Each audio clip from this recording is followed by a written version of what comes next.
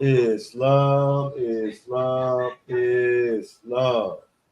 Paradigm shifting the podcast. It's the brother Maurice Pennington Bay and the brother Shay right here. Two of the Moorish master students. Islam, Moab. How you doing, Mo? Islam, Islam, all praise be to Allah. Honor to the Prophet Noble Drew Ali, all is well. It is a beautiful day. It is a beautiful day, more, and I give high honors to the master student, the true master student. The brother is humble beyond humble, y'all. To the true master student, brother Maurice Pennington Bay. And it is a blessing to be here with you, brother. It is a blessing to be a part of something that, I actually can feel my purpose in life being met, dealing in the uplifting and fallen humanity. So all is well. I'm ready. I'm ready for this topic right here. You know, I feel that it's important for me to again kind of define what I mean or the intent behind being a master student, right? So I want to share with the people. I want to share some history of this concept. You know, in the Crips, we only got one more science temple of America. You know, there is no, there is no other, there is no nothing that divides us. We just all come in. We come into the temple. We follow the Grand Sheik and a cabinet, and we do whatever we can in order to prepare ourselves for what comes next. So my first time ever seeing the internet in my life was in 2018. And in 2018, I got my hands on a cell phone and I discovered this thing right here, this Facebook and Instagram and all these other social media platforms. And one of the things that was just amazing to me was seeing how so many men were just on social media platforms calling themselves master teachers, right? They was teaching all type of sovereign citizen ideals. They were teaching all types of, other European isms that they, you know, could convert and call more science. And they was calling themselves master teachers. And I was looking at this stuff and I was saying to myself, it does not even square with, what we truly accept as being faithful members of the Moorish Science Temple of America, because the Prophet Noble Drew Ali is the Professor Drew Ali. He is the only master teacher. All right. There is no other master teachers. It puts me in the mind of that old Bruce Lee movie. Remember the Fifth of Fury, where Bruce Lee was in school in Japan and they sent him, they said, hey man, come home. Your master, your teacher has died. And Bruce Lee comes home and he like, what happened to my master? And they say, he lost a fight. He was killed by the sensei from over there. He was killed in a fight. So Bruce Lee goes over to the karate school. He beat everybody up in the whole school. He beat up all the students. He beat up the sensei. He went, got the master, got the sensei, beat the crap out of him. He says how in the world could this man who could not defeat me, the master student, have defeated my master teacher? So back then I started to say to myself, I say, man, so these insane people who call themselves master teachers and the people who they, who follow them without knowing the truth, who consider them master teachers, I said, no, I'm gonna show y'all I'm gonna show y'all how superior the Prophet Noble Drew Ali is, because you could tell a tree by the fruit it bears. So when I say master student, all right, come through me and then make it to the teacher first. So that's what I mean when I say master student. All right. Yeah. Well, Islam. Listen, I feel like a man puts himself in a heck of a position to proclaim to be the master teacher. I mean, Allah knows best. And happy teaching more. Myself, I'm a student. I am a student. I'm a student of the Prophet Noble Drew Ali. I am not satisfied with my grades, so I continuously reflect and study in hopes of building, meaning, setting forth by degrees and working out my possibilities to a greater extent. I labor in vain for my own approbation. However, I do bear witness to growth and development. I recognize who I am today.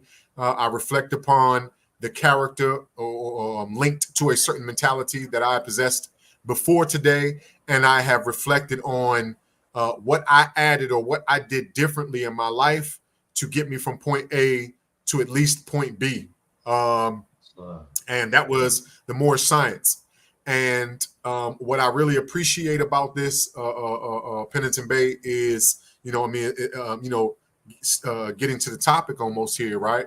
What I really appreciate about it is that when I continue to engage in the science, my plate, so to speak, that I feed from a spiritual standpoint is always renewed. And so every time I seek, there is some fruit in that garden, and so that is part of the legacy of the science. Meaning, basically, I can continue to feed from this. It's really crazy how sometimes you feed from something, and then later on you find out that you've been, there's a poisonous side effect, right?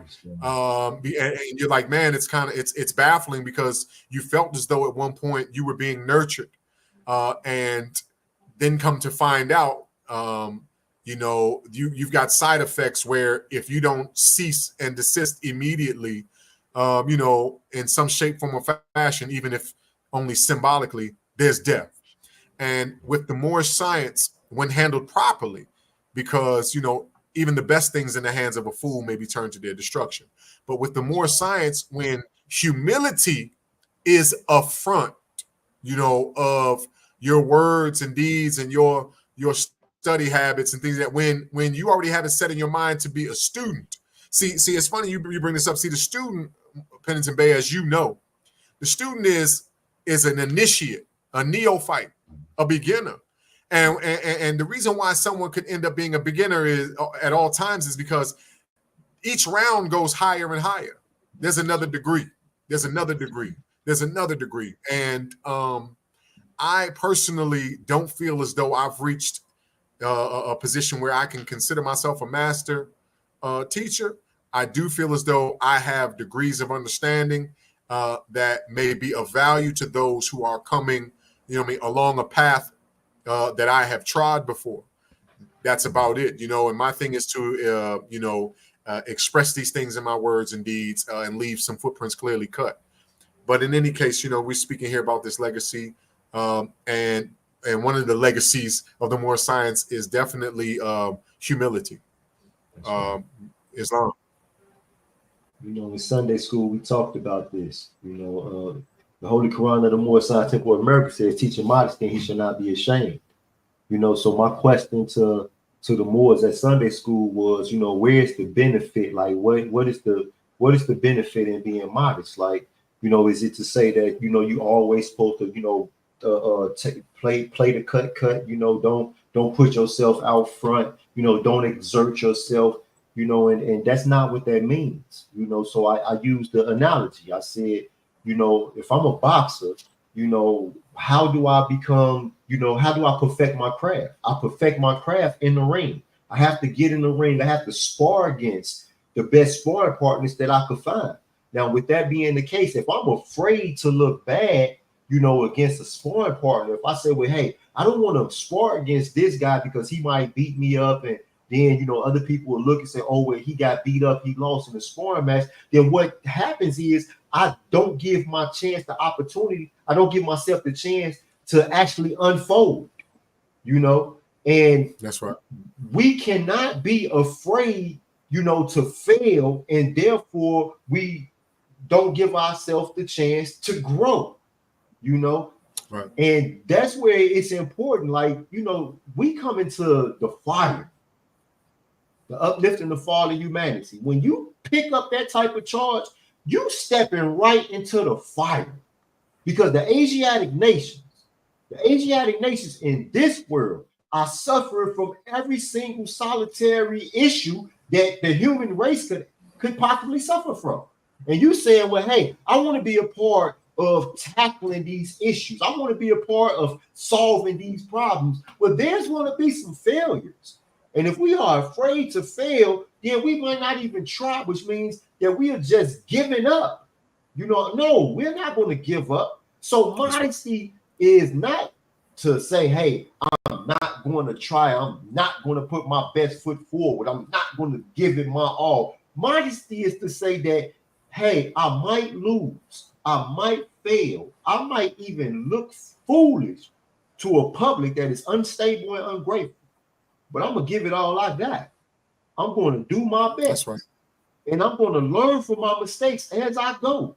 If Allah allows for me to wake up tomorrow, I'm going to pick myself up and I'm going to keep on trying. And when we talk about the legacy of the Moors, the Prophet Noble Ali said that this is the Moorish Science Temple of America. Now, I'll never forget, all right, the Sheikh Edward Teal. The Sheikh Edward Teal said, he asked us the question. He said, why did the Prophet Noble Ali call it the Moorish Science Temple of America? Now, his answer to that question was because the science prevents us from becoming superstitious. That's true. Now, by us being scientists, that means that we come up with a theory or an idea, and then we work to see if our theory or our idea is real and if it can be useful. There are going to be some failures. Now, we cannot be afraid to fail, Mo. We cannot be afraid to fail. So when we talk about modesty and humility, that's why it's the second step. That's why it's important, and that's why it's necessary to take that step. And anybody who tries to skip that step, the Holy Quran teaches us that they will fall by climbing.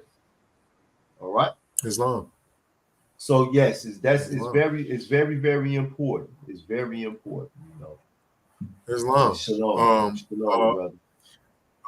I want to say, right, dealing with this topic here, the hidden legacy of Moorish science. When we're saying hidden, we got to make sure that it's understood here that we're not talking about the finite secrecy. We're not talking about something that is being held back from mankind or anything like that. When we're talking about the hidden legacy, and legacy being the lasting, true impact, right?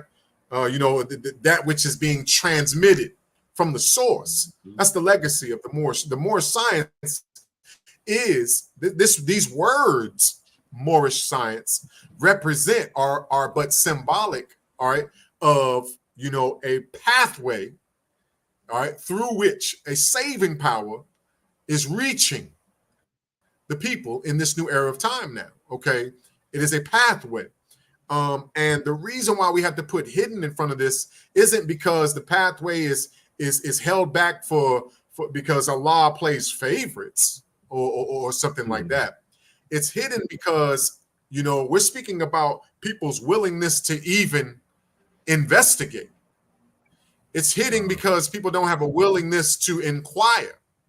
It's hidden, the truth is aught and ever present, but the ignorance of man, the weakness of man bears not the splendor. So when we're talking about something, so when we're talking about a saving power coming from the Almighty God, Allah, when we're talking about a divine mercy coming, if it's hidden from you, this term hidden implies something that you are doing or failing to do that is in accord, that creates a context wherein you can receive the benefits of the legacy.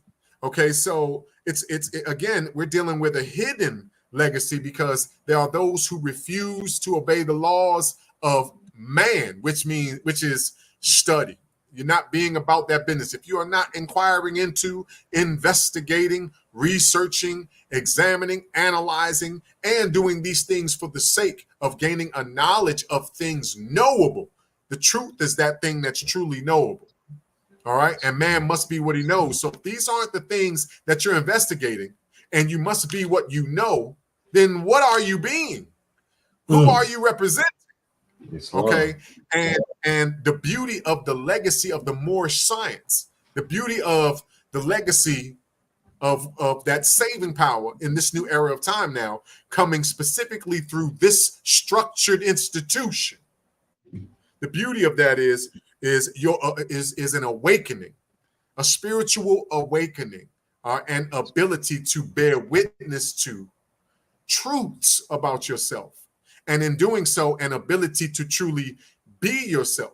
It isn't hard to please the great God Allah. All you got to do is be you. And that's the legacy, especially dealing with our people here in North America today, because Pennington Bay, a lot of them don't realize that there's a side effect to physical slavery. See, this word legacy isn't positive in and of itself, and it's not negative in and of itself, right? But it's just describing something. For example, there's a legacy to physical slavery. Right. The legacy of physical slavery is mental slavery. That's right. Okay. And the legacy of Moorish science, okay, is to be that which breaks the chains of that and allows you to be a God man as opposed to somebody's slave and servant. Islam. You know, the thing that really makes the legacy of Moorish science hidden today is the illusion that is disunity between the various Asiatic nations. Okay, so this is why we don't recognize all of what we contribute, okay, as Asiatics as the same science. You know, members of the Moorish Science Temple of America, some of us, we believe that we have a monopoly on this legacy. Okay. That's right. Members of, the church, or members of the African Hebrew Israelites, or members of the Rastafarians, or members of the Ifa Yoruba, or the Santeria, or the Buddhists, or the Confucianists, or all of these different Asiatic people are under the illusion that they have a monopoly on this science. When in all actuality, if we would put it under the scope of truth, we would see that it's the same science. I want to share something. We was talking about this prior to going live. And I said that, this might shake the subject. But when we look at the oldest practiced European religion that I know of, Odinism. What is the origin of Odinism? Okay. When you look at Odinism is the same as Santeria. It's the same as the Ifa Yorubas and the Orishas. Thor and Loki and Freya. These are all Orishas. They are all aspects of the self. Okay? But over time, and you and I, we can attest to this, in prison, what makes up the largest population of European people who practice this old system? This so-called the Aryan Brotherhood, the dirty white boys, the skinheads, But in all actuality, their religious system originated with us. And it's the same thing when we look at the Greeks and what they call Greek philosophy. Greek philosophy. In truth, the reality is like George G.M. James wrote in Stolen Legacy years and years ago, the Greeks don't even really have a philosophy. No. They don't even have a philosophy. So that which even what they call them Hermes and Hermetic science. See, it's Moorish science. Yeah, indeed. It's funny. It's funny when you mention that A lot of people do not, understand this, right? And even what we're discussing right now, this is part of the legacy. The legacy of the Moorish science, it shows itself in characteristics for all of you that are listening right now. So as we discuss this, please understand that, the characteristics behind what we're presenting is part of the legacy of Moorish science. But anyway, to get specifically direct to that, speaking about the Odinism and the Buddhisms and Confucianisms and things of that nature, and the vanity that goes into believing that any of these own anything. Indeed, first and foremost, I agree that these things have their root in Islam, what we call Islam, because the truth is art, and Islam, represents that. Now, the truth is art, thy doubts are of thine own raising. So the misinterpretations, and things of that nature, that belongs to man. The vanity that has a man to say how I have interpreted things is the only way for it to be done, that belongs to man. That is a misuse of his own abilities to reason. What people don't understand, and this is what the legacy of Islamism truly, this is what the legacy of Moorish science truly reveals, is this. Moorish science reveals that Islam is universal. Islam is universal. I mean, this word that we're using may be even a new word. Okay, there may be a Hotep, ancient Egyptian mystery system, so forth and so on. We could go back, but Islam, peace. Okay, this is universal. It is a unifying thing. All living things are bound by cords to every other living thing. If this isn't the truth and you say so, if you say this is not so, you are saying that there is another God that lends a life force.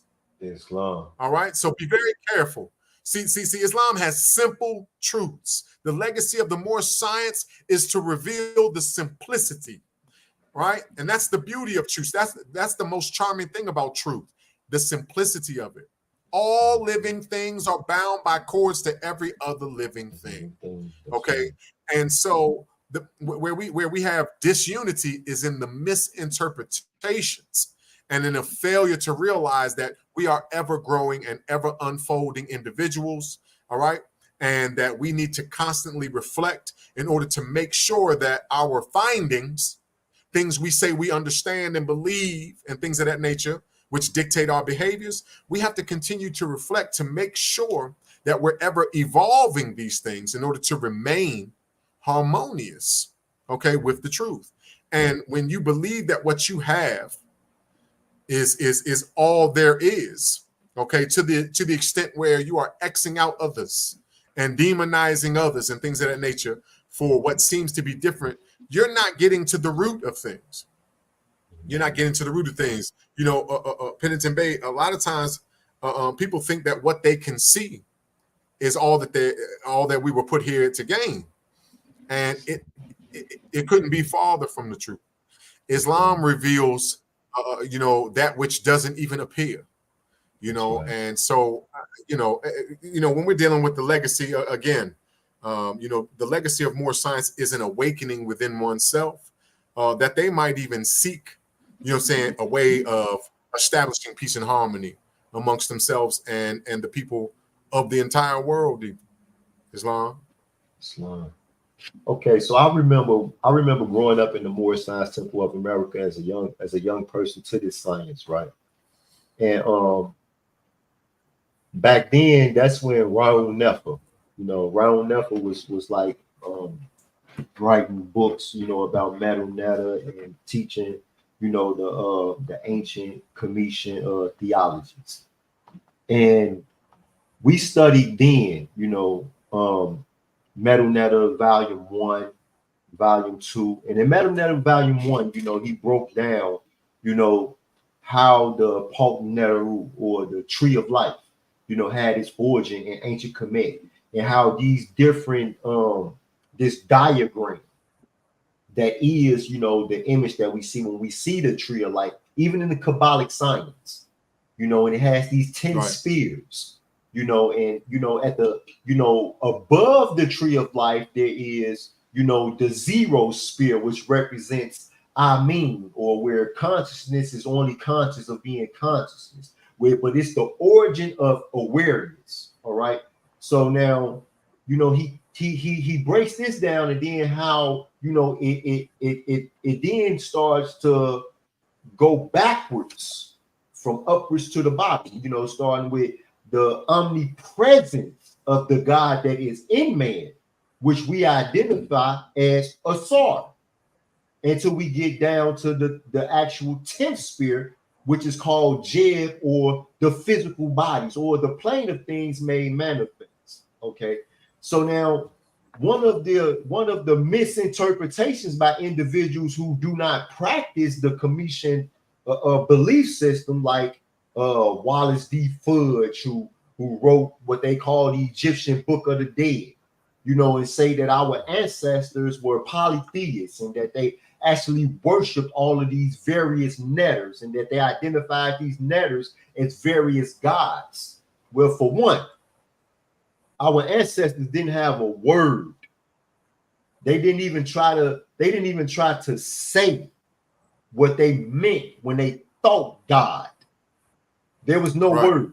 So when we say netter, a netter is simply only an attribute of the self. The Holy Quran of the Moorish Science Temple of America teaches us that man is a seed, okay? And just like any seed of earth, he holds deep within himself all the attributes of the special plant, okay, where the seed originates, which in this case being God.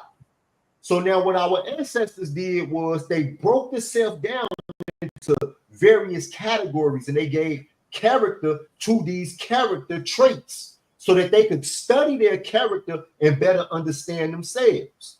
So this is the origin of the netters. This is the origin of the myths and the stories that connect to these different portions of ourselves. And we see this same form of teaching all over the planet. Again, even in what would be considered to the Europeans ancient Europe, which we know that's not old enough to be ancient, but to the Europeans, it's ancient Europe. And when you talk about Odinism, you see this same form of teaching. So when you see Odin, or Odin being just another aspect of Asar or Abatala, and we start talking about Thor, which is another aspect of Haru or Shango, all right? It's a better way for us to study ourselves, to better get to know ourselves. And we see it manifest today, even in cultures that have separated church and state, but they still teach psychology. Because this is what the Tree of Life ultimately provides us, with a platform to better understand the psyche of man. Okay, because we all have an imagination. We all have a will. We all have the drive to either do or to not to do. Okay, and this is the legacy of our ancestors, and what our ancestors had left for the world to build upon. And we bear witness still to this day that it's in usage all over the planet. It would be better used, and it would be of a greater benefit if we would just recognize it for what it is and utilize it for what it was created for, rather than to use it as a dividing factor, to try to say that because you call it Odinism, I call it Moorish science, they call it Santeria, that we were all doing something different, but we're not. We're not. Islam more. More. I think right here, looking out at my people today in this new era time now. What first and foremost, what is life even spent to do? What is life supposed to be spent doing? I don't believe that we're asking ourselves this question enough, right? What is life spent to do? Because we're talking about a legacy here, right? Mm-hmm. Okay, and so like when you think of an apple seed, the seed's ability to unfold, its potencies and things of that nature, the ability to unfold those potencies and the intelligence to be about that work. Think about that. An apple seed. It has within itself all of the attributes of that a special plant. It has all of the attributes, and it has the ability to be what it is, as well as the potency, meaning the power, to unfold its own nature and become like that from whence it came.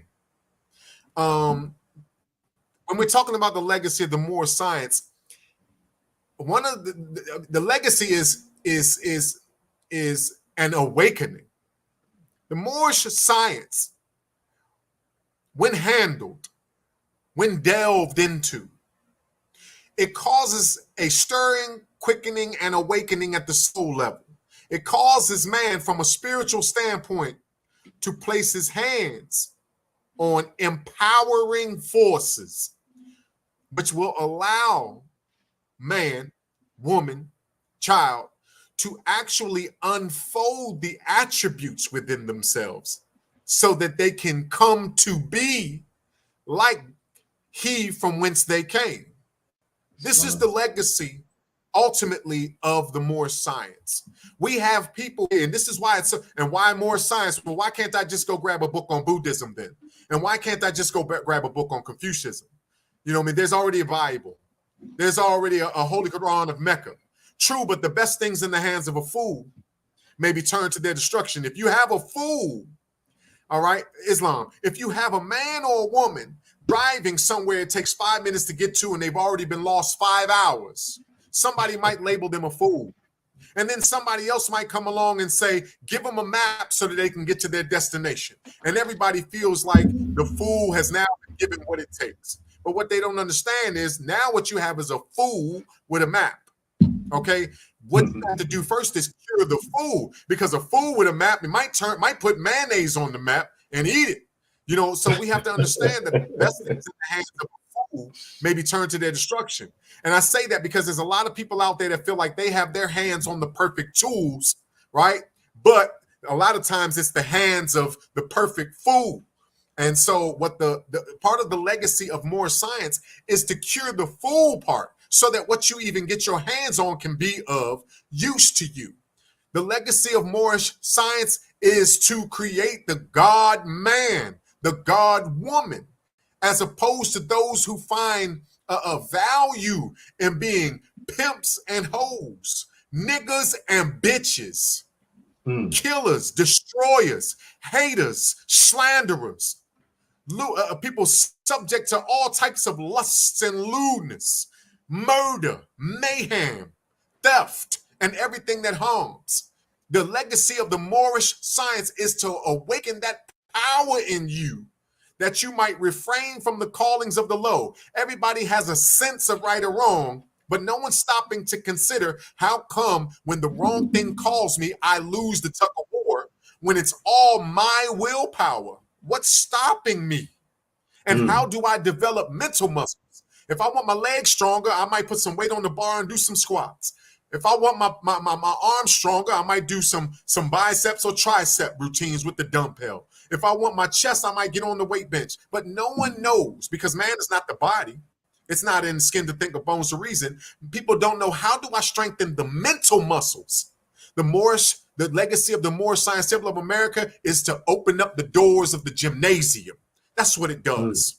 That's the legacy of it. When handled properly, when handled according to the true master teacher, Noble Drew Ali, when handled according to the true master educator, Noble Drew Ali, you are able to do what you are even in this physical form to do. Ladies, you are not in this physical form to find a way to be more appealing so that you can gratify the lusts of man. Men, you are not in this physical form so that you can pretend to be that which you are not. That's not, we're not functioning. We're not functioning. That's the legacy of the Moorish Science Temple of America, to assist you in functioning. Now, I asked you, I said, what are we even here for? And you said it, Pennington Bay, to build the temple of perfected man.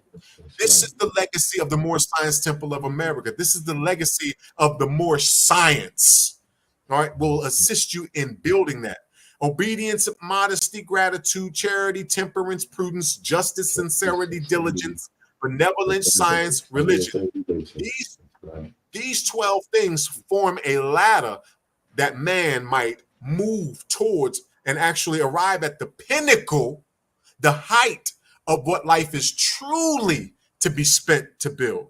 The temple of perfected man. And the legacy of more science is to raise the living spirit from a dead state of mind, that it might advance on the rungs of that ladder and fulfill your purpose in life.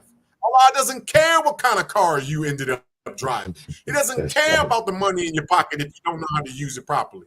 He doesn't have to care about that. It's be the will that you have what you have. He doesn't care about the size of your rear end. He doesn't care about how many men you can harm, brothers. He doesn't care about that. You see what I'm saying? That's not the concern of truth. Truth is only concerned with truth. And if you're not doing what it takes so that you might be the truth, you have a problem. That problem can be solved with the legacy of the Moorish science. This is why we do what we do. And people say, well, why can't I use other things? Because the reason why we use the Moorish science is because it is the pill that has been specifically designed for the sickness of your people in this era of time now. All right. I don't want a eardrop for my toe fungus. I don't want a pill for headaches. Okay, when I'm having a problem with hair loss. I don't even know if they got a pill for hair loss.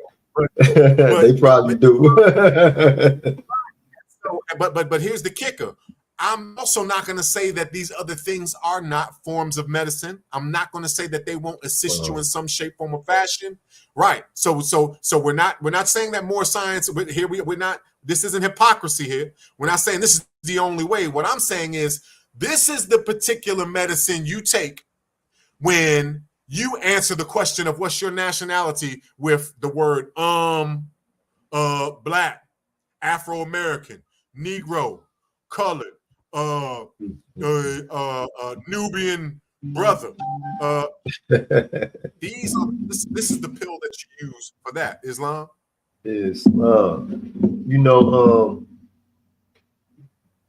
To camelback ride with you, right?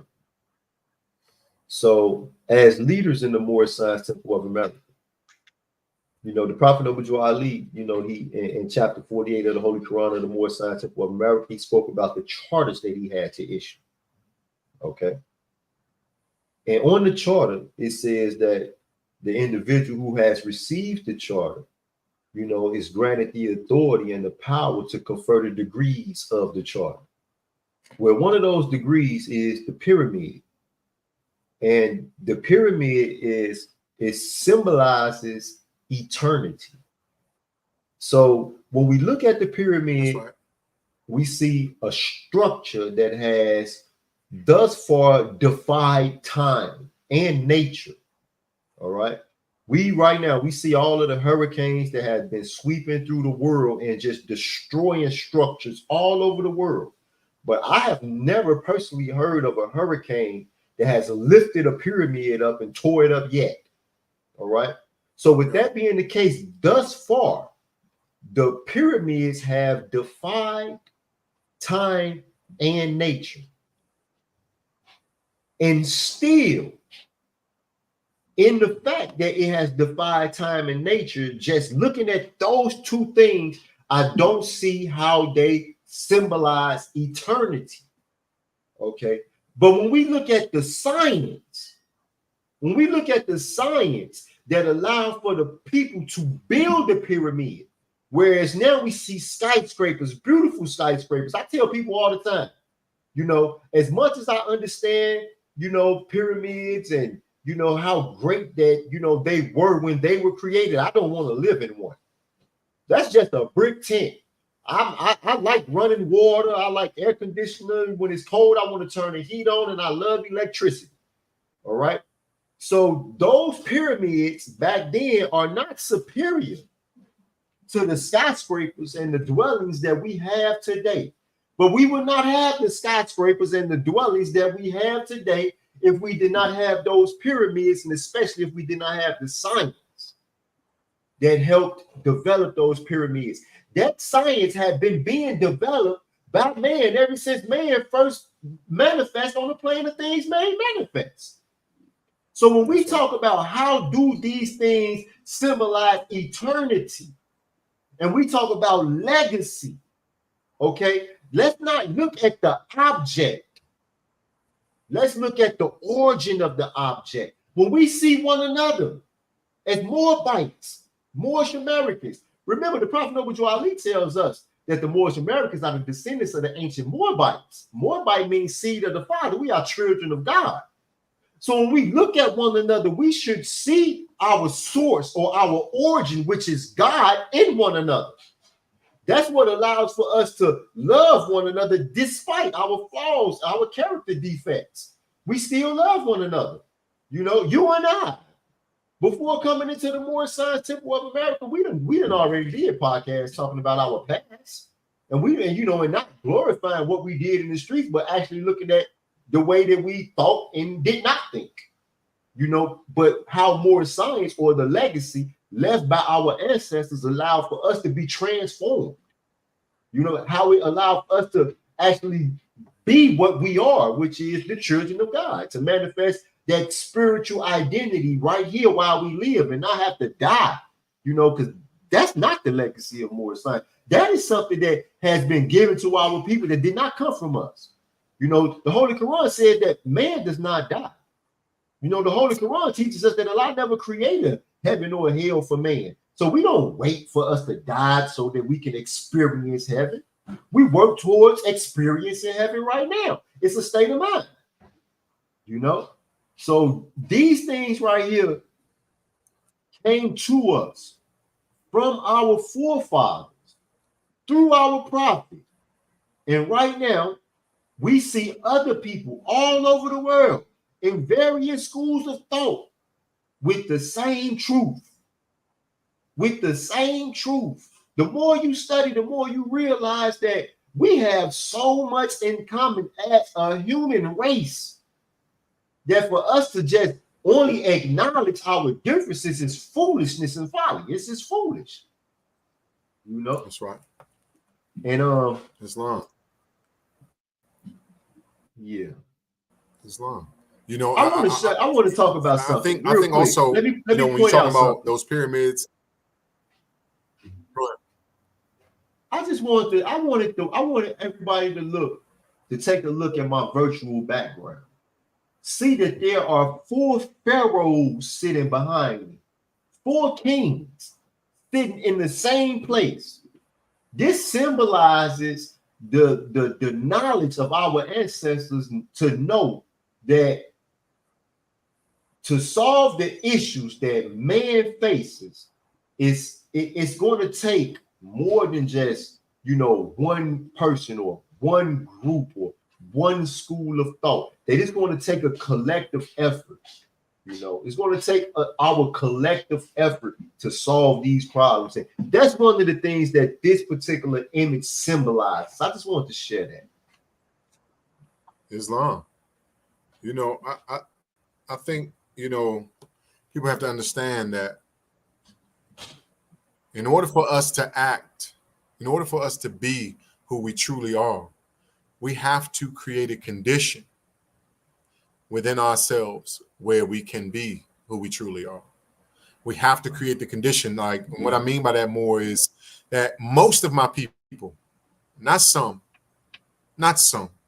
most of my people want greatness from themselves. Sometimes we have some skewed ways of interpreting that, but they want greatness for themselves. My people come from the source of love, truth, peace, freedom, and justice. They are these things by nature. Essentially, we are love. And so we want greatness. But during the course of suffering the legacy of slavery, during the course of that, we were made to install within ourselves some mental blocks, some mental stumbling blocks that the Moorish scientist has learned to turn into stepping stones. And you know, what Moors have to understand is our job is to sit the truth on the throne. First, we have to establish a foundation upon which the truth can rest. A lot of people want the truth. You ever see that movie? I don't know what the movie is. I think it's with Jack Nicholson and what's the European man's name that played in I don't know, but Jack Nicholson's on trial and he says you can't handle the truth. You remember that movie? I remember. I remember that though. It's an old classic. What's the man's name that's in Mission Impossible? I don't know the Romans moment. I know what you're talking about. Well, he's serving as the prosecutor. They've got Jack Nicholson on the stand, and he's saying, "I want the truth." And Jack Nicholson goes off, and he says, "You can't handle the truth." Handle the truth. That's right. Yeah, you want the truth, but you can't handle the truth. Well, now bringing that back to us and keeping in line with the legacy of Moorish science is this: we want the truth. It's in our nature to want the truth because we are the truth. However, we're not willing to work to establish a foundation upon which the truth can rest and then guide our faculties. You know what I'm saying? And then guide our servants known as thinking, understanding, reasoning, willing, and even remembrance. We're not willing to build that temple. We're not willing to keep that house clean. Grandma used to say it, cleanliness is next to godliness. You see what I'm saying? But we're not willing to clean things or purify ourselves, remove faulty belief systems, and discipline ourselves so that we can remove ill habits and things of that nature. This is what the Moorish science's legacy is. It's the truth structured and made into baby food, right? So that we can start eating again, all right, and things of that nature. That's what it is. It's not a reinvention to the wheel. This is the old time religion. Time never was when what Islamism stands for did not exist. Okay. And so again, my people want the truth. We are beautiful creatures. We are beautiful creatures, man. And that's without doubt or contradiction. But what they have to understand, if they don't understand this, we get to fall into despair and hopelessness. And after a while, since what we've tried doesn't work, we start saying, man, forget it, man. I'm going to just do the old thing. I'm going to just fall back on ignorance instead of persevere in order to develop, you know what I mean, a true knowledge of self and in order to develop my powers to be the God in me, right? So the legacy of the Moorish science, it helps you to establish a foundation upon which the truth can rest, so that you can develop within yourself the power to be greater. To be greater. You know what I mean? To be more than just a slave to the passions and desires. To be more than just a dreamer, right? But rather to dare to be greater. To actually look inside of yourself, find some tools, find some material that you start to recognize as building tools and material, and even and give birth to the idea, my condition can be better. Right. My words and deeds can represent love. They can represent truth. They can represent peace. I can unlearn and relearn. Oh, okay. Patience isn't for suckers. Consciousness isn't for clowns. That's right. I have been tricked. I have been tricked into believing that back was forward and forward is back and falsehood was the truth and truth was whatever. I have been fooled. You know what I'm saying? So the legacy of Moorish science is to actually build a context within you where you can get an honest view of yourself. When you see yourself, since you and the great God are one, when you see yourself, you will naturally be motivated to be yourself. You will naturally be motivated to bring forth the attributes of the great God onto the plane of things made manifest. This is called perfecting the self. When you are perfecting yourself, you are literally bringing forth the attributes of yourself so that it can be witnessed by others, so that the God in you can be recognizable by the nation in which you live, as well as the nations of the earth. You are sent here to represent your source. The seed that came from the apple tree is to represent the apple tree. If that apple seed formulates into a banana, there's a problem. And this is what we've done. We've come from the great God Allah, and we're here trying to be the realest niggas and the baddest bees. And you have to take a look at yourself. You have to see more value in yourself. The legacy of the Moorish science helps you to see the value in you. Right? There was a moment, more Pennington Bay, where I thought there was value in imitating a bank robber. I thought there was value in being a car thief. I thought there was value when I was a child in being someone who steals out his own mama's purse. I thought there was a value in being a womanizer. And the value I found was all for my carnal passions and desires. I was worshiping the nature that sprang forth from fleshy things. And it was nothing but a lie. Islam. And so if you desire to be better, because a lot of people think, man, there's a problem with trying to be righteous. Righteousness means concerned with right and able to move according to what you have been concerning yourself with. If you have a desire to be righteous, upright, independent, fearless, we need to start making conscious cool. That used to be my slogan. Make conscious cool. I mean, dag on it, man. White tees was even in style one time. How about consciousness? That's right. Tight pants. I saw a brother walk by. I could see the veins in his legs through his pants. If that's in style, what's up with consciousness? It's love. You see what I'm saying? I mean, we're willing to do anything. Everybody wants to be a part of Barnum and Bailey, but don't nobody want to be a part of Allah. Watch this, Mo. Watch this. So I'm gonna go back. So the sister Dawn Tate Eel, she says, vanity is beyond them all. Right? This is an instruction directly from our Quran. So when we say vanity is beyond them all of what? The calamities of the human state. So vanity is the single worst calamity of the human state. All right. So now we go down here and she says, study yourself. All right. Then the brother Ben Yalray Nasir points this out. Masonic, my son, and all of that. Now, why are these three things important?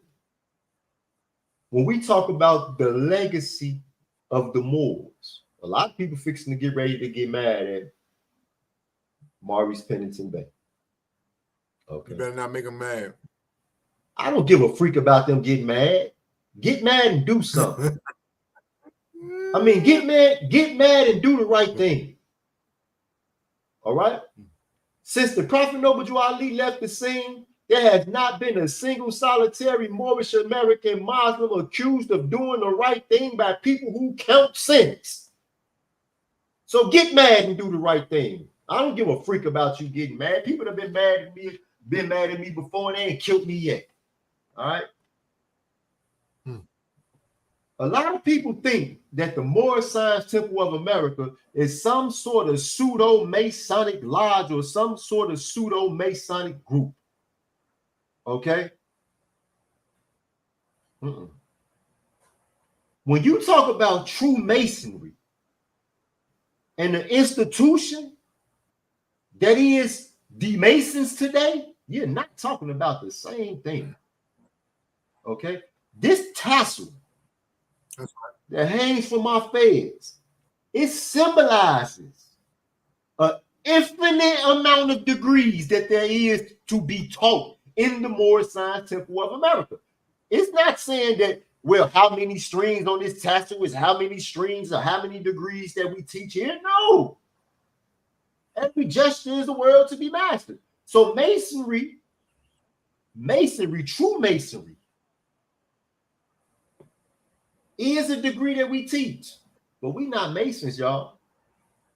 The Moorish Science Temple of America and those who are members of the institution of Masonry are not the same, and we talked about this in Sunday school today. in the morals and dogma of Freemasonry, I don't give a freak who don't like it. In the morals and dogma of Freemasonry, Albert Pike wrote this. He said that the ignorant was made to be governed by the intellect or the intelligent. That's what he said.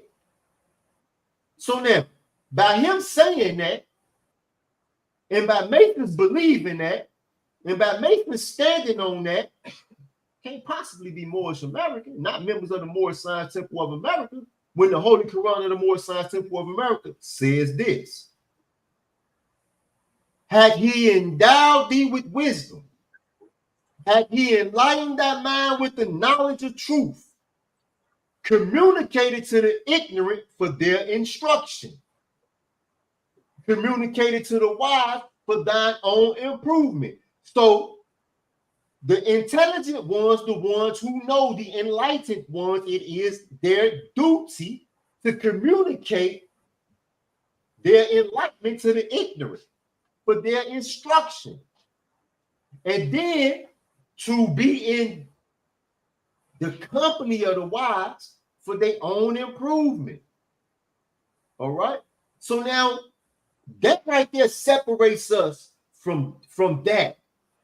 Now, do we see our legacy in those institutions? Without a doubt or a contradiction. Again, George G.M. James wrote, they stole. They jewel thieves. Now, I come home to read some of these holy Qurans that they got running around out here in the world, especially you see the TAM one that they get from Amazon. You know what I'm talking about? The TAM one, they got the circle on it. And when you open it up and say it was written by some male checks, people that ain't even members of the Moorish Science Temple of America is printing these Qurans and distributing them. And you find them everywhere. As a matter of fact, I can almost guarantee that the majority of the individuals who are watching this podcast right now probably got one in their house. Okay? Now, when you open up that Quran to chapter number 2, instruction number 16, chapter number 2, instruction number 16 has been changed in many of these holy Qurans of the Moorish Science Temple of America. It ain't been changed by accident. It's been changed intentionally. Okay? So it says that we call these sons revealers of the light, but they must have the light before they can reveal the light. Now, the title of that chapter is The Education of Mary and Elizabeth in Zone Egypt. That's key. That's key, Morris. Okay? Because Mary and Elizabeth were educated by Elihu and Salome. Now, when you look at the word educate, the root is educe, and to educe means to bring out what is in. So you are not receiving something from your teacher or your instructor. Your teacher or your instructor they're guiding you in the unfolding process of the self. Because seeds are perfect as the source from which they come. But they have to unfold. So Elihu and Salome are taking Mary and Elizabeth through the unfolding process. Why? Because Mary and Elizabeth, in turn, are to then educate their sons, bring them through the unfolding process to bring out what's in. But ones have changed this instruction because these ones have adopted. They have adopted the same principles or the same teaching of the Masons. They say that we call these sons revealers of the light, but they must have the light before they can do what? Receive the light, meaning that you're giving them something or that you are making them something. The Prophet Noble Jew Ali ain't never demonstrate that. The Prophet Noble Jew Ali came and he educated us. Because the Prophet Noble Jew Ali said that man is not the body nor the soul. He is a spirit and a part of Allah. Okay? The Prophet Noble Jew Ali wanted us only to do what? To realize our true selves. To be ourselves. That's how he began to uplift the Moorish Americans. By teaching them to be themselves, to be them God's selves, to be what they truly are. All right? So the legacy of Moorish science is something that ones have to learn to accept. It's your truth. Okay, it's your truth. All right. And this is when he say that purity and life men do not comprehend, so it too must come in flesh. That's when we have to be stern in the truth. You know, we can't get on platforms like this and compromise and say, okay, well, yeah, you know, no. The reality is, and for everybody who want to look at chapter number 5 in the Holy Quran of the Moorish Science Temple of America and start saying that these tools that the prophet Jesus said remind him of the ones he handled in the workshop of the mind, were things I made a thought and where we build up character or the tools of the craft of masons. That ain't what it say. It say specifically symbolic meaning of carpenter's tools. Okay. Now, why is it important for us to acknowledge the truth in the title, carpenter's tools? Because carpenters work with wood, and wood is trees. It grows straight from the earth. This was provided by God. It didn't need man's hand, period. All right. Ain't nothing man-made about what carpenters do. All right. So we have to be stern in the truth and to know that we need to get back to the thinking and the principles of our forefathers. Go back to the beginning. Build that strong foundation that Shay Ray is talking about. Because right now we got ones trying to build skyscrapers on sand. You understand what I'm saying? And it's detrimental, because the job that we got to do in the uplifting the fallen humanity, Asiatics, especially here in North America, this is a mighty work that we got to do. We can't be playing with this. We got to stick to the script. We got to stick to what the Prophet Obadiah established, the master teacher. All right. We got to stick to what the master teacher established. We can't be trying to use European textbooks to solve these Asiatic problems, Mo. We just can't do it.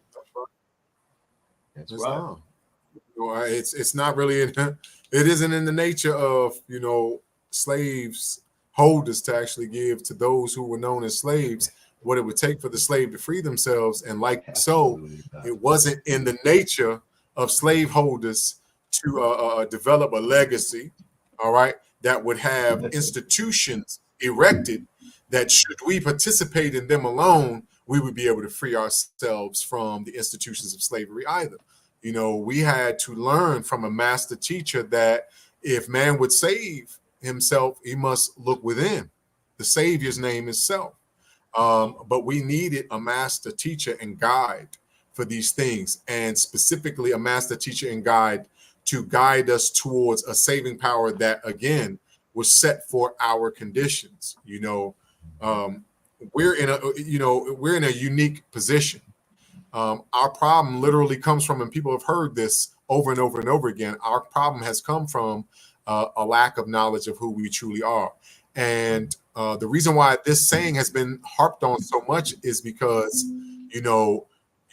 you have to consider the implications behind the power that arises when you know, not awareness, not merely awareness. There's a difference between awareness and knowing. But when you actually know who you are, you have a sense of that. That sense literally serves to develop powers in you to establish discipline. This is what we are lacking.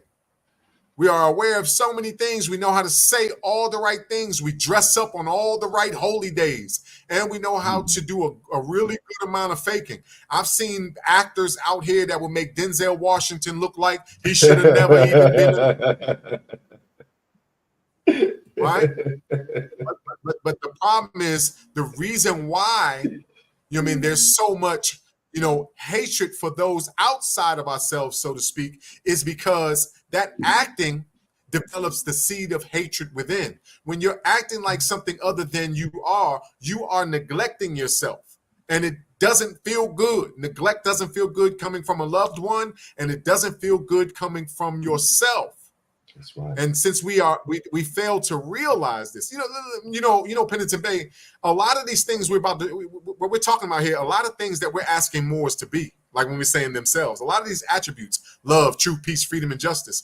What they don't realize is that you develop these things by showing these things or subjecting yourself to these things. So, for example, when we ask you to show love instead of hate, that's only going to come out of you, right? I mean, what comes out of the garden, Penitent Bay?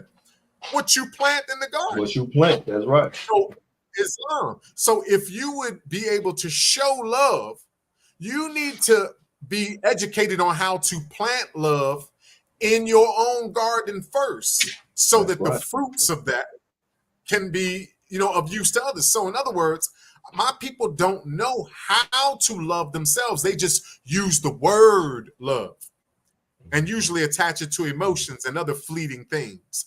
My people don't know how to actually enact the spirit of peace within themselves, right? But they want peace for themselves. We're so dependent, we don't realize that what we're looking for lies within. And when we start to actually realize that within, right, as above, so below, on earth as it is in heaven, whatever book you want to look into, the underlying principle has been sitting there all along. And that's a beautiful characteristic. You're right, a beautiful vital nutrient and mineral of the Moorish science is that when you start to entertain these ideas, other ideas are born on the soul. And when you start to move according to the dictates of your own soul while engaging the science, you'll start to see that people, places, and things around you start to develop. But it takes discipline more. I'm going to tell you something. It takes discipline. When I say discipline, I mean subjecting yourself to the adherence to principles. You have to abide by laws that you set for yourself. It can't just be, well, I do what the lawman says outside of me and things like that. No. You need to establish unto thyself principles of action and see to it that you ever act accordingly. Because if not, how can your life be good who has no rule over it? Okay? And the legacy of the Moorish science is an awakening of the value in establishing principles of action. You see what I'm saying? It's an awakening of the value in establishing disciplines and things of that nature. Virtues. Okay? The soul wasn't given to you exalted by virtue. And mercy wouldn't have had it delivered to you deformed by vice. These must be thine, and thou must answer. That's right. You have to do it. You're not driving the soul. You don't drive that off the lot fully loaded. It just came with all the potential. That's right. Now it's up to you to make or mar your fortune. Your soul is your fortune. Not to mention that, you know what I found out, as part of the legacy of the Moorish science, what was revealed to me, because, revelation is part of the legacy. A revelation of truth, Morris. And you know what I found out? I was a deadbeat dad before I even had a physical so-called child. A lot of people don't know that, when I started to delve into the Moorish science, I learned that my soul was my first child. That's right. That's right. That was my divine soil. And the Prophet Noble Drew Ali says in chapter 23, the soil is thine own, let it not want cultivation. Speaking of a parent, my job was to care for, nurture, guide, watch the bent of my soul's inclinations, let my spirit actuate and direct, my soul, so that I could actuate and direct my flesh properly. I have been neglected. I let my soul be spoken to by any stranger, except candy and sweets. Right, the things that sound good by anybody. Right, I refuse to feed it good food. I refuse to give it good rest. I've refused to give it proper education, but I've wanted everything from it. I was an abusive parent. Right, before I was actually introduced to the legacy of Moorish science. A lot of people don't know that. And I mean, we really need to consider that. Your soul is your first child. Who have you been allowing your child to hang out with? Who's been giving you your child suggestions? What strange man or strange woman has had sway over your child? That's right. What kind of food? Because, You know, a lot of people don't notice when they talked about you are what you eat, they were talking about food for thought. That's right. Right? That's right. Man, it's in the nature of the mind to become what it thinks. So who's been giving your first child ideas on what to think about? Mm-hmm.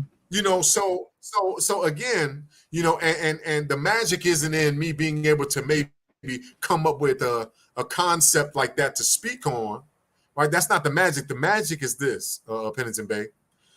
When we share like we're doing right now, this is a cipher we're building here, right? What we're doing here has the potential to assist every listener, every viewer in setting 4 or 5 degrees and working out the possibilities. This ain't big I, little you. This ain't a mission to be better than your brother, man, or sister, woman. It's a mission to be better today than you were moments or days prior, right? And what people don't understand is here's the magic. The magic comes in consumption of the idea and contemplation of the idea. That's the equivalent of enacting the digestion process. A lot of us are just, like myself mainly, have just been holding good spiritual food in our mental mouths and refusing to chew and digest it and receive the vital nutrients and minerals from it.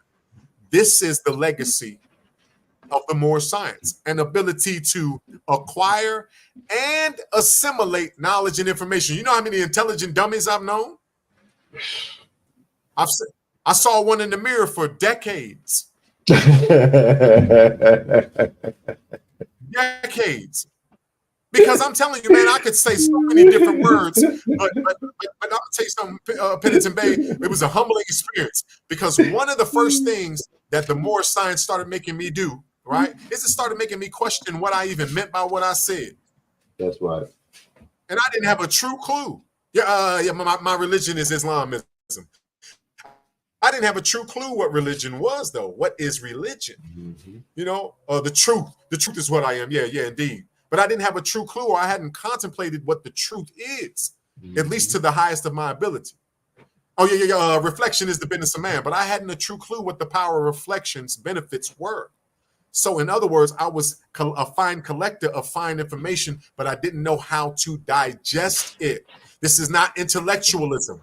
That's a legacy of the Moorish science. It makes sure that you understand that we don't stop at intellection. The clearest human knowledge is blindness and folly. I didn't know that before. I thought I knew it all. That's what we do, right? I thought I thought that was the end thing. The legacy of Moorish science is a humbling experience. When I read that chapter more, when I read that the fool knows of all things but his own ignorance, I don't listen. When I read that, read the Holy Quran of the Moorish Science Temple of America alone. Okay, because we got a tendency to be a little more honest with ourselves when we're alone. Read through it, right? And when I was alone in the dismal crypts on a lockdown, I read chapter 26. I had already done so numerous times, but I read it this one time, and it said, "The fool knows of all things, but his own ignorance. He boasts of attainments of things that are of no worth, but no value, but where it's a shame to be ignorant, there he has no understanding." And I stopped reading right there, and I said, "Man, there's something wrong with me, man. There's something wrong here." And what's most aggravating and amazing at the same time is I have in me the ability and the potential to correct what is wrong, but I needed to be enlightened. Islam, that's the legacy. That's the legacy. An ability to right oneself, an ability to get on the straight path, as it mentions in the Al-Fatiha, right? And an ability to plume ourselves, which is another symbol of the tassel there, to be upright, independent, to be fearless, right? Things of that nature, you know, be able, and when we say independent, that doesn't mean that you don't have, I don't want nobody doing nothing for me. No, I mean an independent thinker, able to devise solutions for myself, even if the solution is I need to ask my brother Pennington Bay for assistance because all praise be to Allah, I'm able to recognize that he has degrees of mastery in this area where I don't. He has some gifts of the understanding here. And all praise be to Allah that I'm able to recognize that in him so that I know where to go for assistance. Humble yourself. These ideas come as a part of the legacy of Moorish science. Islam. You remember when we was in the dismal crypts, right? Because we were both Sunday school teachers. You would teach for an hour, I would teach for an hour. This how we instructed the members while we were there. And we did an exercise where we asked all of the Moors to take one tool and to define that tool, you know, and to teach us something that we probably, you know, had not learned or recognized from just reading chapter 5. And I remember my tool, you know, I chose the nail, you know, because you know the Holy Quran says we use the hammer to drive home the truth and pound it in until it is a part of every part. So now the truth then is a nail. It is that thing that holds all other things together, you know. And Islam. when we were doing that exercise, man, Mo, I would never forget how I was just sitting down and just to hear the Moors, you know, demonstrate, you know, different portions of their understanding in relation to these different tools. It just brought to light something that to this day I realized it that day. One of the objects of Moorish science is to teach the practitioners how to use their minds and hearts the same way that we use our hands. All right. So when the prophet Jesus said that these tools remind me of the ones we handle in the workshop of the mind, he was speaking about how he would use his mind in that workshop the same way we use our hands out here, you know. And it just it goes right, you know, to camelback ride with what you just been demonstrating. You know how it's so very important for us to purify, you know, ourselves and think for ourselves, because that's what purity means. It means to be without foreign influence, to be self-guided, to be an independent thinker. And when the Prophet Obadiah Ali said that if I could get my people to think, they would save themselves. He taught us a lot right there in that particular instruction. For one, he taught us that you and I, we have the ability to get others to think, you know. So just knowing that I have the ability to spur a paradigm shift, you know, that's what we come up with a podcast called Paradigm Shifting the Podcast, where we come and we have those discussions. And the intention is not to change, you know, the way you see the world, but to shift your paradigm and to cause you to see it independently, to see it for yourself, you know, to search for your own portion of understanding. I remember Hopkins Bay said this years ago. You know, years ago, Hopkins Bay said this, and I don't even remember, you know, what, you know, exactly what we was in the temple. You know, I was in Pennsylvania. And one thing about that Mo, you know, honest to that Mo base, man, that Mo came to see us every month. Let me tell you something. Hopkins Bay visited us every single solitary month of every year. And he came for the month of Ramadan, he came every day. All right. He came to the prison and spent time with us every day. He came to visit us every month. And you know, I was Grand Sheik, and you know, I was the Sunday school instructor, and he would come and he would bring the Sheik Bannister Bay. It was a Sheik named Martin Eel. Some of his family members, they would come to the temple and they would visit us. And this one time, you know, he came, and when he was on the podium, you know, Hopkins Bay said that every time somebody opens their mouth and give their interpretation of something, they say, well, this is my portion. And a lot of times that's not true, because your portion does not just sit on the surface of your mind or on the surface of your heart. You actually have to toil for it. You got to do some work. You got to uncover your portion, because your portion is a portion of the one understanding. Okay, according to the Holy Quran of the Moorish Science Temple of America, it's been revealed to us that understanding is one, and we all have a portion of it. Okay, so your portion is not, you know, your own, you know, your own ism, your own schism, your own, you know, distorted perception. Your portion is is what Allah has revealed to you in relation to the truth about matters.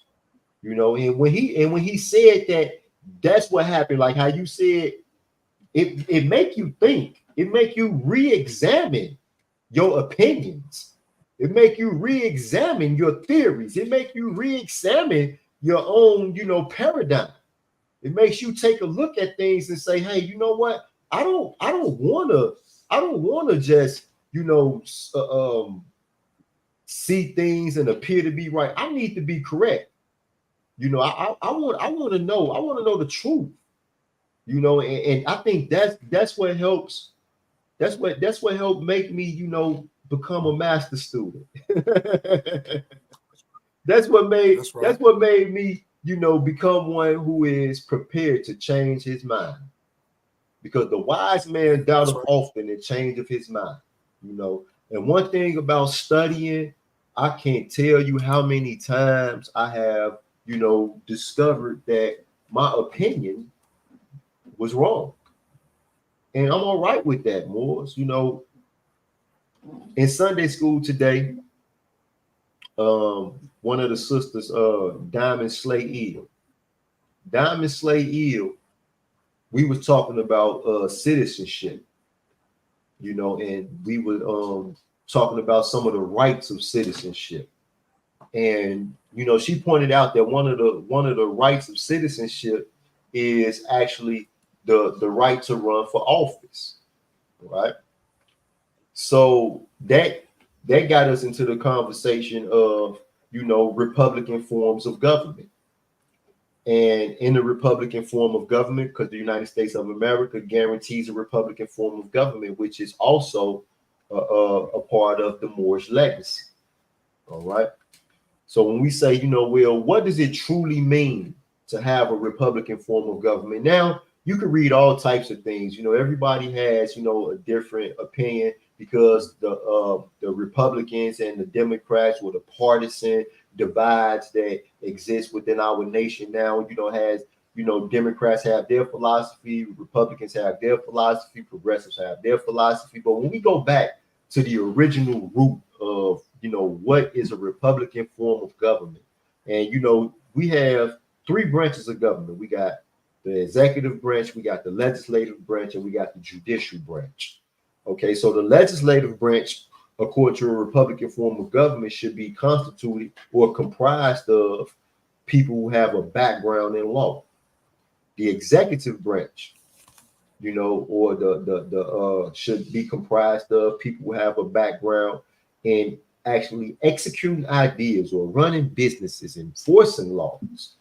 You know, this in and of itself is what we see inside of the Moorish Science Temple of America. When you look at every single temple and the officers in every temple, from the grand sheik to the treasurer, there is something that all of these officers have in common. And what they have in common is that they are all sheiks, meaning that they have all been qualified prior to taking these offices. Okay, so when we start to step away from having qualified individuals in the roles in society that impact the lives of citizens and members of different organizations and groups, then that's where we get to where we are as a Moorish Science Temple of America today. Where we have all of the issues that the Moorish Science Temple, that's not what this podcast is about.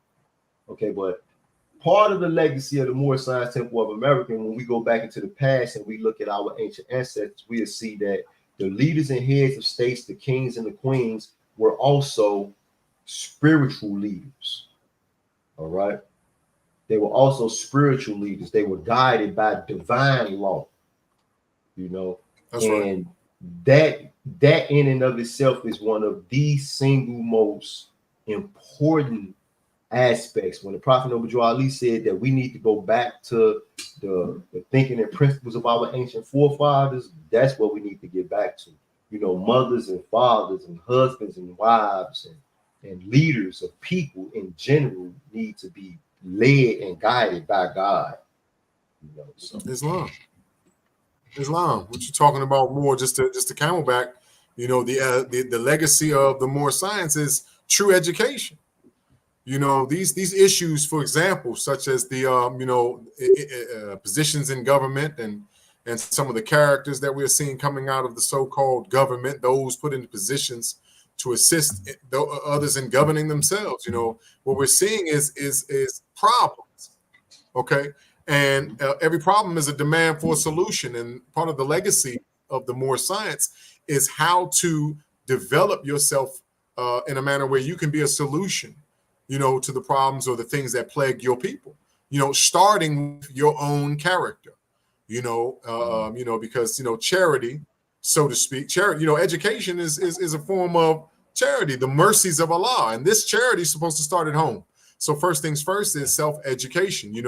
When Allah makes it so that you can recognize a problem as in fact being a problem, that ability comes with a responsibility or a duty.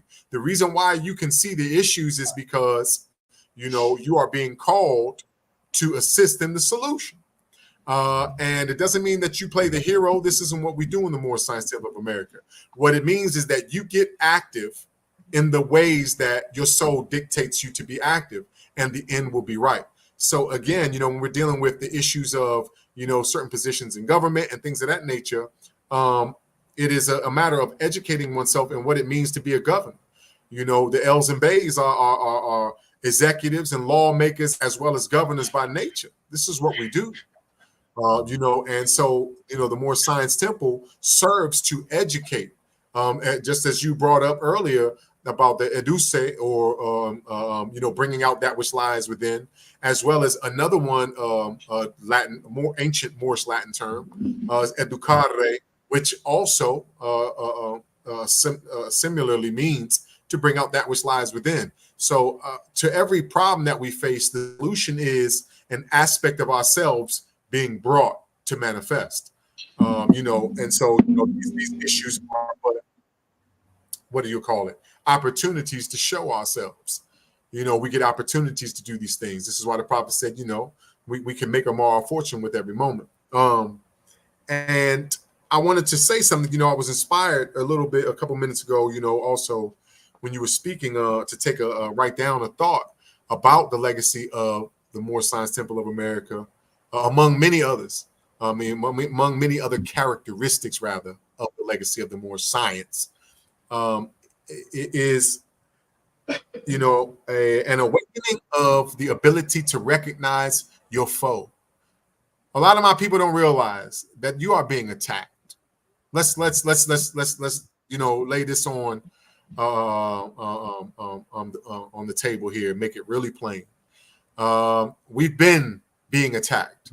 Ever since you were blessed to participate in this physical, this manifest realm, you had a carnal body from which sprang a nature, and we've been getting attacked.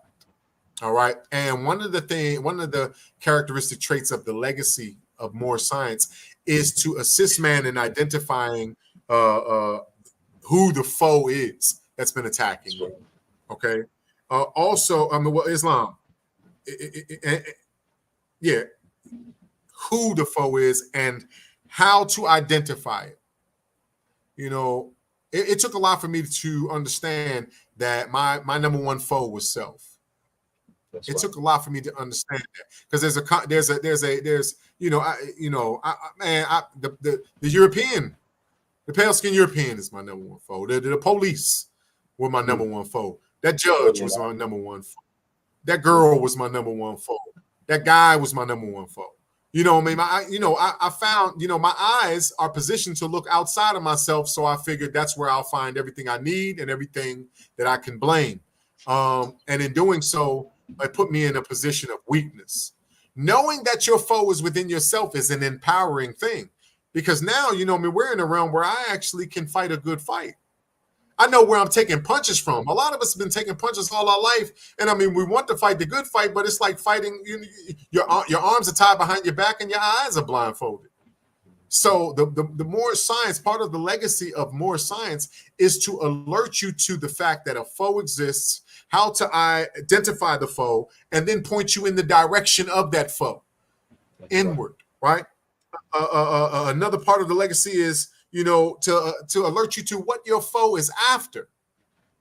Your foe is only after your answer. What do I mean by that? The foe, if you look in the Holy Quran of Mecca, it says that Your foe was only given the power to call you, and you answered. Okay? The foe was after your will, plain and simple. The foe is like a bad advertisement, right? You can, and so it's up to us if we're going to move according to the urgings of this foe. But since a lot of us don't know that there is a living enemy within, we take these punches on the chin. We're still eating apples that are lovely to the eye, pleasant to the smell, while the core is full of bitterness and gall, never developing the reasoning to at least cut the apple into sections. You know what I mean? If you have the ability to investigate all the way to the center before you consume it, why not do it? Yeah, I know it looked like fruit, and fruit is exactly what you should consume, but you also have to understand that where there's the least appearance of evil, you are to suspect the greatest danger, meaning investigate.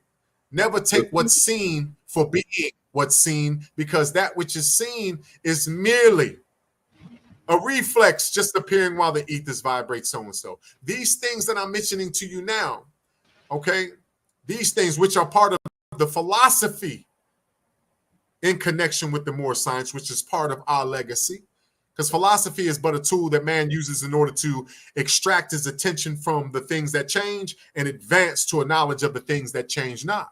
Okay, so these are part of the philosophies. But me understanding where my foe is, what my foe was after, it's always advertising to me things that seem lovely to the eye. Core full of bitterness and gall. It's rich in promise, poor in blessedness and peace. Right? It told you that you would get the right things out of the wrong things. Think about that. And what mindset do you have to be in to be fooled with that? To believe what mindset that. do you have to be? Yeah, to believe such a thing. I mean, let's just be real with ourselves. Lie to me, Jack, but don't lie to you. Islam. I mean, come on. If you're going to lie to somebody, all right, man. I mean, because who am I for you to lie to anyway? Allah is the best of knowers. But by all means, don't lie to yourself, man. There's a lot of that going on out here, Penitent Bay. There's people out here lying to themselves, and they're doing it in such repetition that they're starting to believe the lie. I mean, I'm meeting brothers and I meet brothers and sisters all the time that, and I'm not going to get into it, but I meet brothers and sisters all the time that believe that their God made an error when they made them. Don't listen. Don't lie to yourself. So first of all, we have to understand that. And second, another thing that's part of the legacy of the Moorish science is this: how to fight the foe. Here's where the hard work comes in. So this is a field that's for strong men and women. That's right. Okay, listen, I don't know what anybody else does, okay, and I'm not here to speak radical about anybody. I'm going to tell you something about the Moorish Science Temple of America. They don't invite weakness. And if you do come with weakness, it's cool. I remember when we used to get to the church, it said, come as you are, right? The Moorish Science Temple of America embodies that principle. However, it does not stop there. The Moorish Science Temple of America, based off of the spirit of it, the Moorish Science Temple of America might say come as you are, but then it would tell you, don't leave as you came, though. That's right. Because this ain't for show. Okay, right. So when it tells you the legacy of the Moorish science teaches you how to fight, what does it do? It teaches you how to employ resolution. You will exercise your strength or you will suffer atrophy. You will exercise here. We demand it. And by the time we're done, you will demand it of yourself. That's right. This isn't about being so heavenly you ain't no earthly good. This isn't about being so better than your brother man and sister woman. Things like that. This is about developing the best in you. Get in the comment section now and say that I don't see that I need to be a better me than I am right now. Yes, right. Just admit it. Just say it to yourself. Think about that. How's everything been going? How's life? When you're reflecting, just ask yourself simple things. How's life? What harms your soul? What harms your soul? And then be ready for this. When you start to find Islam. I want to say this because you said what harms your soul, right? Now, the greatest legacy of Moorish science is love, because Allah is love, and our most ancient ancestor is God Himself. All right, the most ancient ancestor of the Moorish American and the Asiatic people is God Himself. So, what hurt my soul when I was sitting inside of them dismal crypts, seeing that bus pull up, hurt my soul, Mo. It hurt my soul every time I looked up and I would see them guys come walking on that unit, especially when I seen young guys come off of that bus. I mean, young guys like I was, I was 23 years old when I went in there, So when I seen them young guys come up, I remember it made me remember every time that 23-year-old me, what I thought and what I didn't think, and how small my perception of reality was, right? And every time I seen it, it disgusted me. It disgusted me. All I wanted to do was figure out a way to make it where the only people who got off that bus was people who really deserved to be in them type of places. All right? Because the truth is, there is a necessity for prison. I hate that. I hate that there exists a necessity for prison, okay? But I hate even more watching so many young people just because they just ignorant, just don't, aren't aware of all of the options that are open and available to them. I really hate that ignorance leads so many of them to that place. Man, it disgusted me. I swear, Mo, it got to the point where all I could think about sometimes when I laid down at night was how to reduce the recidivism rate. That's all I could think about. And it goes right there, Mo, when you talk about the legacy of our people, because we aren't this people. What we see today, what we see on the news, the perception that we have of one another and the perception that we have of self, to think that we are just some people that live by a rule called dog eat dog, the survival of the best. Man, that stuff ain't real. There ain't no benefit in that. Anything that you get, and I bear witness. I was a dang on drug dealer, made a whole rack of money. Ain't got none of it now because God just don't let you keep stuff when you get in, when you obtain it like that. Okay? You know what I mean? We bear witness. He don't let you keep nothing when you obtain it like that. That's not why he made us. He said the nature in which he had created man is Islam. That's where we all work in unison, where we work in harmony, where we come together to create peace that we can all enjoy. A legacy that lasts forever, a legacy like I asked the question. I asked the question on Facebook, right? Matter of fact, I'm finna let me pull it up. I want to read it to you, Moab. I want to read it to you. Okay. I got all these doggone videos on here. Hold on. Let me. Okay, here you go. The question says, have you thought about what your life will look like 25 years from now? Will your grandkids appreciate you for what you do today? Okay.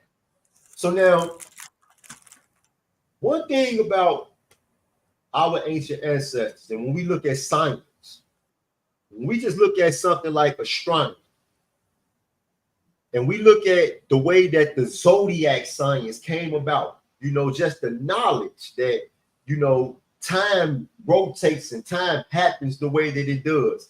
That's not something that could have been learned in one lifetime or two lifetimes or three lifetimes, but it was a dedicated effort that established the science that today is almost perfect. Okay? Was almost perfect. It's because our ancestors knew the importance of living today for their grandchildren's grandchildren. And this is true love, and this is really knowing who your savior really is. You talked about something. You said that The enemy, our real enemy, is self. It's self. Mo, do you know when the elder first gave me the book?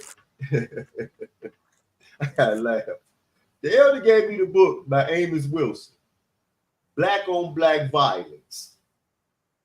First of all, when I first tried to read the book, I didn't understand none of the words in the book, so I had to get a dictionary so I could try to understand what the heck he was talking about because my vocabulary was in the basement. All right. So I read the book one time, just writing down all of the words and the definitions so that I can understand what he was talking about. And then I read the book again. And it made me understand not only how I had been injuring my own community, but how I was hurting myself. You know, it made me see that even from the clothes that I bought and the cars that I bought and everything, I was not doing none of these things by my own choosing. It wasn't something that I had decided upon. I had not even established in my mind what I really wanted. You know, I was just going after what other people had told me I should be going after.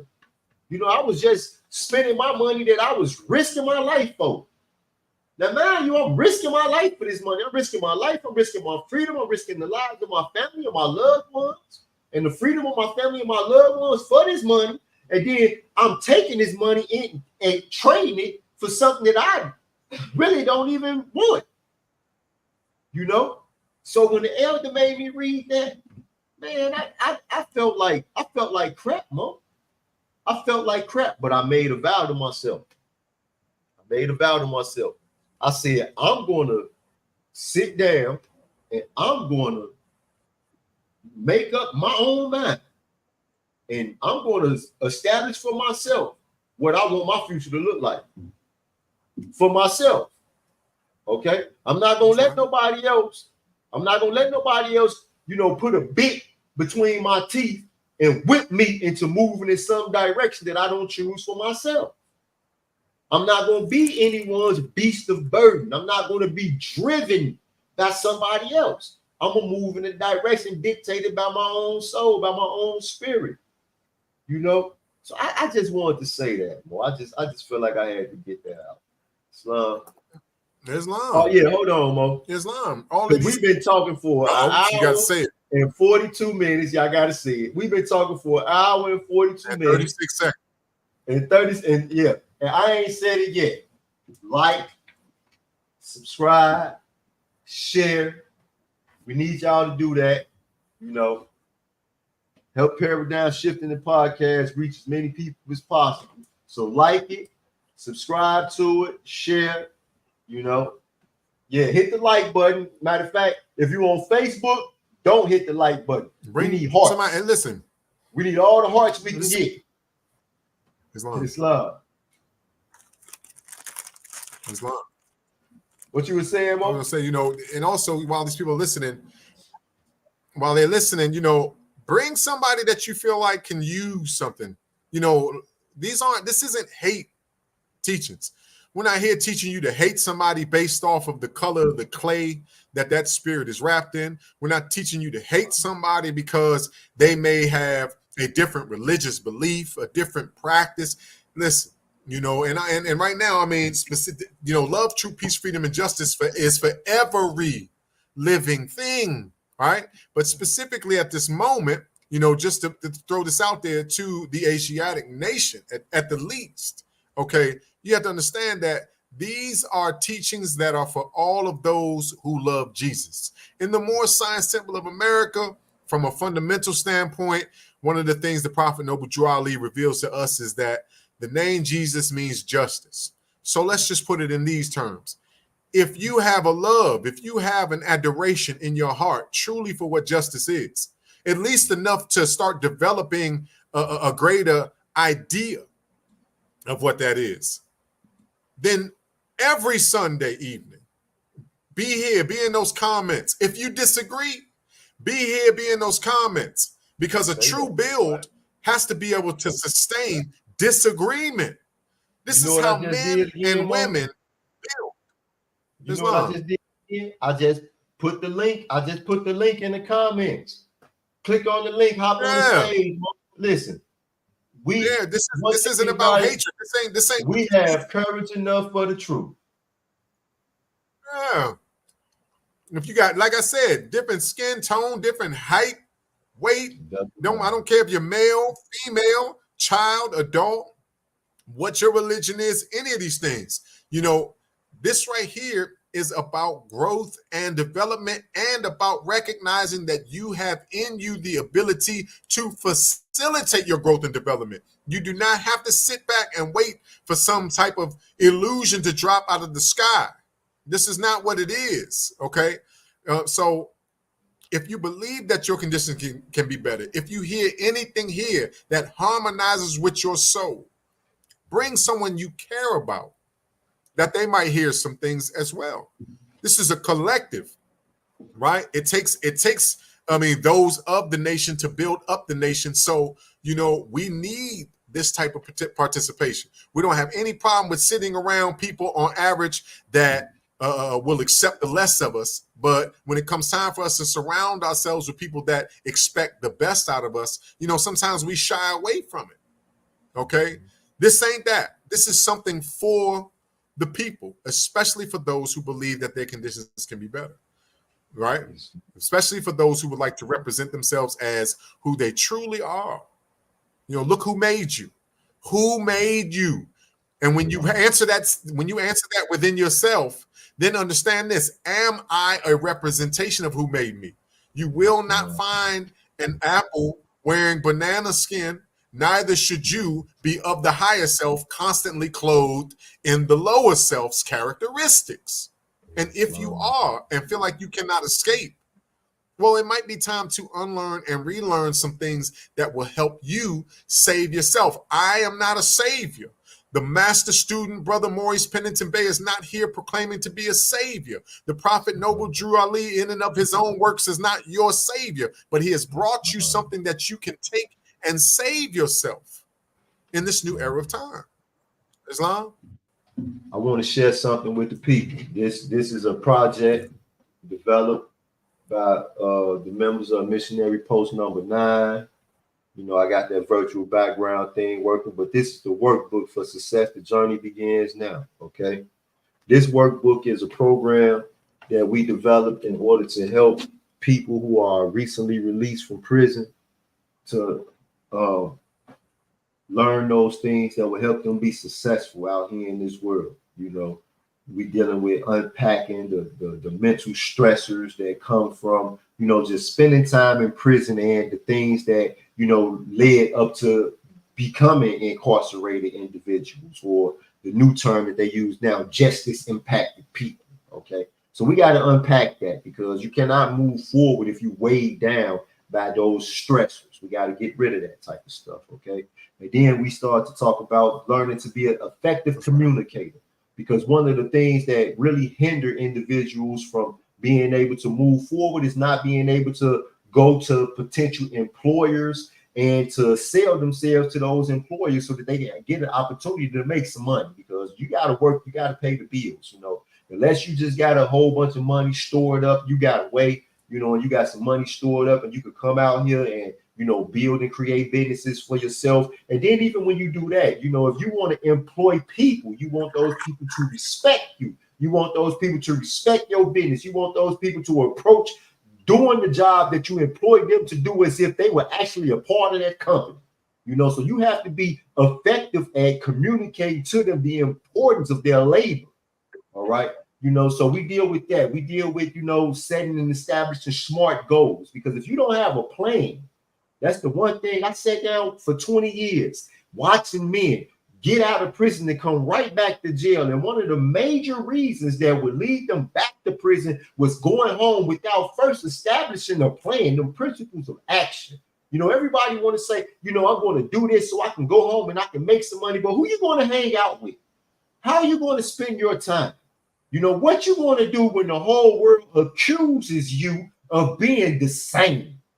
Okay, because that's one thing that me and Shay Ray Eel and everybody else who have done time before, everybody think that we're the same, no matter what their eyes show them or what they hear come out of our mouth or what they see. It does not matter. It don't matter what we do. As far as they are concerned, we are still the same. So what you want to do when man looks at you and asks for proof that you have changed and that you are now capable of being a faithful member to society?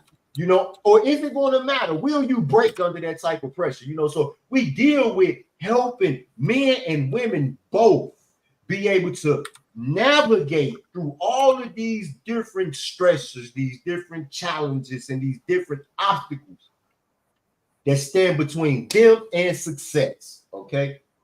Because one thing that I learned, and I paid real close attention, about 1% of the population of the United States of America are the super rich. Those billionaire and multi-billionaires. And a little over 1% of the United States population are what they call justice impacted individuals, people who find themselves in prison. And both of these groups have something in common. All right. We are willing to go harder than the average person. Keep that in mind, y'all. We are willing to go harder than the average person. So we have established a program called Success. The journey begins now, and we will be, going to the Work Release Center right here in Peoria, Illinois, and getting individuals that's there, into our program to help them be successful. We will be hitting the halfway house that's right here in Peoria, Illinois, getting individuals who are in the federal halfway house if they allow us to. I mean, recently, I don't know what the freak them people over there in that halfway house got going on, but for whatever reason, they act like Marby's Pennington Bay still gang banging, like I'm trying to recruit everybody in Peoria to be Mickey Cobes and not try to deliver the truth to them. I have absolutely no idea what the freak they got going on inside of their mind. And the honest truth is, I really don't care. I kind of have grown to expect that, from people. And with that being the case, they either, if they allow for us to help, the men and the women who come through that particular program be successful upon their release, Islam. If not, don't know who will stop. Don't know one who will stop the show. You know what I mean? So with that being the case, Mo, again, honest to yourself. It was a great bill. Happy Sunday school. Honest to all the true and the faithful members of society. Honest to everybody who out there, trying to be the best version of themselves for the individuals who they love, and everybody who honor and love God. And y'all know how it go. Outro. It didn't do it.